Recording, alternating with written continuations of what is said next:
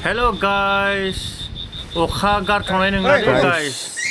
माने अखा हाबाय थाथ'सिगोन साननैसोसो सिगनेलखौ होखाबाय नै नायना लानाय दालासेसो जाखागौमोन माने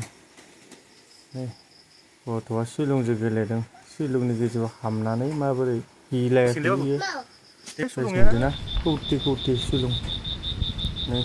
सेख्ला जेसेबां गुवार एसेबांनो गरंआबो माने ब्रे जाजोबदों आरो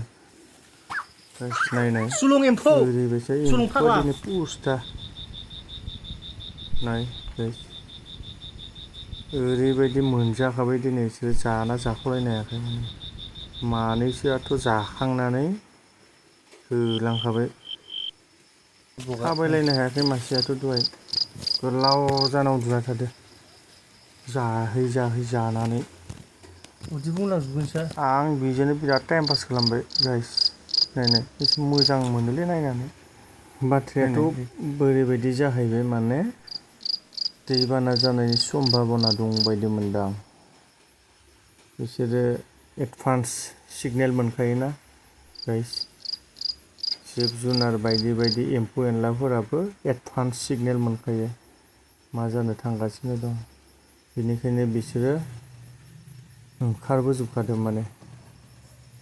दैबाना जानायनि चान्स दं बायदि मोनदां ओरैनो ओंखारा मोनसे खोन्था थायो आरो गाइस आंनि बायदिबा दै